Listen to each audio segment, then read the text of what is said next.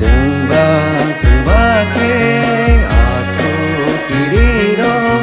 chừng gửi mưa sang thong bay khả pi hu khê tóc xa tóc tê đồ mưa nơi buông gửi tòng bay khả chừng ba khê thu kỳ đi đâu chừng gửi mưa sang thong bay khả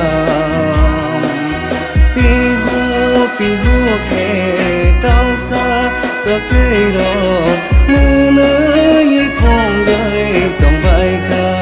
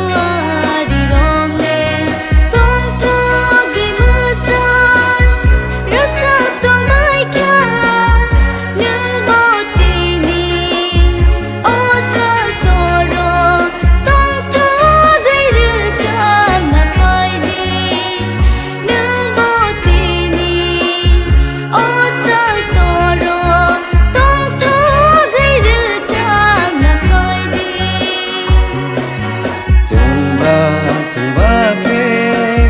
thu kỳ đi đâu chừng gửi mưa sang thong bay khả pi hu khê tóc xa tóc tê đồ mưa nơi buông gửi tòng bay khả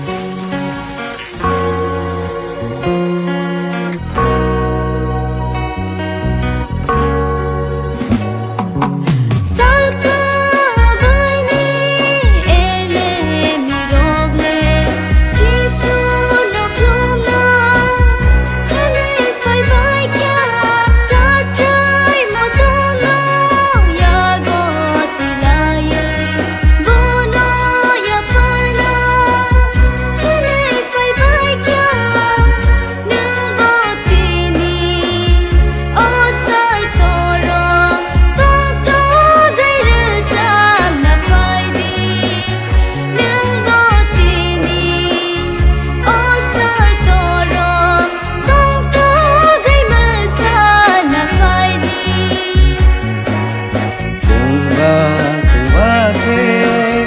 thu kỳ đi đâu chừng gửi mưa sang thong bay khả pi hu khê tóc xa tóc tê đồ mưa nơi buông gửi tòng bay khả chừng ba khê thu kỳ đi đâu chừng gửi mưa sang thong bay khả pi hu khê tóc xa tóc tê đồ mưa nơi buông gửi tòng bay khả mưa nơi buông gửi tòng bay khả